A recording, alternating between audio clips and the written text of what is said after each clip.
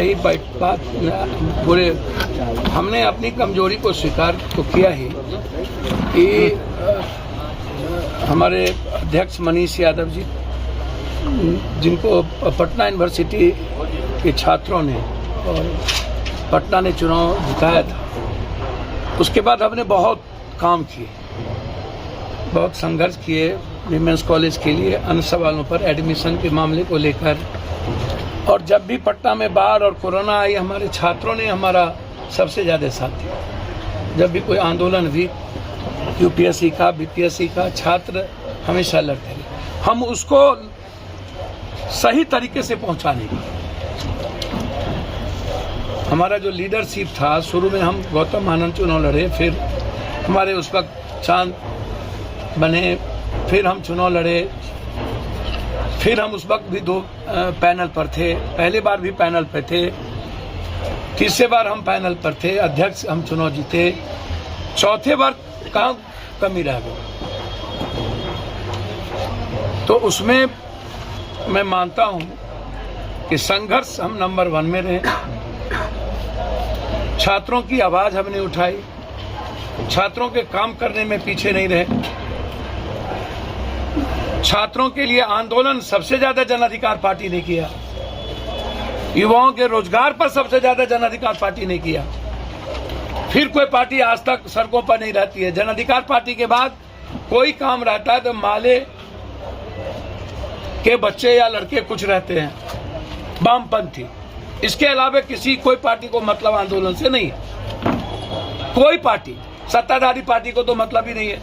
और अब भी जो सत्ताधारी पार्टी चुनाव जीती है, वो छात्रों का कॉज क्या उठाएगा, सेमेस्टर का कॉज क्या उठाएगा, कोई एग्जामिनेशन का कॉज क्या उठाएगा, कोई अपने सरकार के खिलाफ वो लड़ तो नहीं पाएंगे।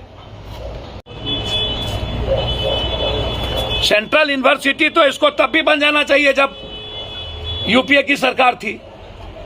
सच में यूपीए की सरकार में हम सेंट्रल यूनिवर्सिटी क्यों नहीं बना पाए? जब नीतीश जी अटल जी के साथ थे तब भी सेंट्रल स्कूल यूनिवर्सिटी बन जाना चाहिए था। सेंट्रल यूनिवर्सिटी पटना बनेगा ही पप्पू यादव से, एक यूनिवर्सिटी नहीं बनेगी। जिस दिन हम आएंगे सरकार में, सबसे पहला निर्णय होगा मेरा पटना यूनिवर्सिटी को सेंट्रल यूनिवर्सिटी बनाकर भारत का नंबर 1 बनाना। और हम 2 यूनिवर्सिटी बनाएंगे बिहार में, सेंट्रल यूनिवर्सिटी। आपको मैं बता दूं, ये लोग नहीं कर पाए सत्ता में रह के, लंबे समय तक बीपी सिंह से लेकर सत्ता में रहे। सिर्फ भाजपा को गाली देने से नहीं होगा।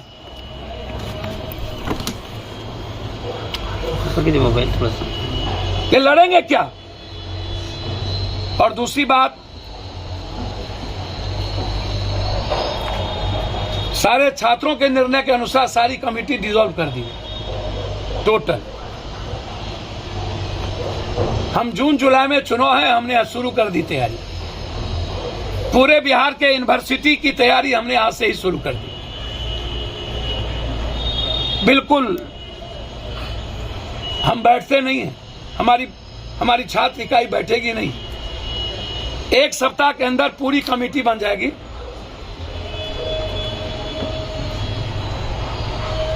नैतिकता का बेमिसाल हमारे प्रदेश अध्यक्ष ने कायम किया, उन्होंने इस्तीफा दिया। लेकिन ये चुनाव जदयू के विचारों की चुनाव नहीं है। इस चुनाव में विमेंस कॉलेज की प्रिंसिपल चुनाव के समय सीएम हाउस क्यों गए, डिप्टी सीएम हाउस क्यों गए?